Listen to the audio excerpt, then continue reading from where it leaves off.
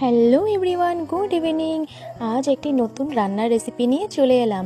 তো কড়াইয়ের মধ্যে আমি সামান্য জল নিয়ে জলের মধ্যে হলুদ আর একটু সর্ষের তেল দিয়ে দিয়েছি। তো আমি আজকে বানাচ্ছি পাস্তা। না আজকে নয়, দুদিন আগে বানিয়েছিলাম, নিশ্চয়ই দেখেছো ফটো তোমরা।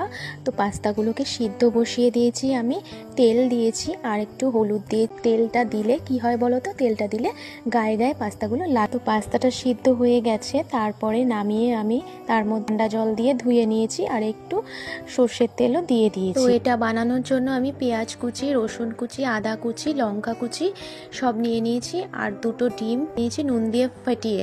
তো আর টমেটো, গাজরও একটু নিয়ে নিয়েছি।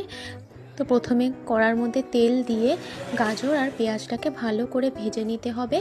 এরপরে রসুন কুচি, আদা কুচি আর লঙ্কা কুচিটা আমি দিয়ে ভালো করে ভেজে নিয়েছিলাম।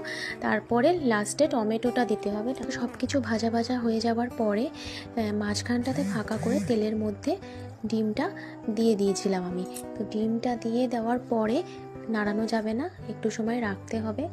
আর একটু বেশি ভাজা ডিমও ভালো লাগবে না পাস্তাতে, একটু কাদা কাদা ডিম ভালো লাগে। তো এরপর দেখো ডিমটা আমি হালকা ভেজে নিয়েছি, খুব বেশি কড়া করে ভাজিনি। তো এরপরে সিদ্ধ করে রাখা পাস্তাগুলো আমি দিয়ে দিয়েছি, দিয়ে ভালোভাবে মিশিয়ে নিয়েছি ভেজিটেবলসগুলোর সাথে। এরপর স্বাদ মতো নুন দিয়ে ভালোভাবে নুনটাকে মিশিয়ে নিতে হবে। তারপরে দেখো আমি একটু সয়া সস ইউজ করেছি, তো সয়া সসটা ভালোভাবে মিশিয়ে নিয়েছি। এরপরে আমি একটু ম্যাগি মশলা ইউজ করেছি। পাস্তার মধ্যে ম্যাগি মশলা দিলে খুব টেস্টি হয়, কিন্তু ফ্লেভারটা দারুণ আসে।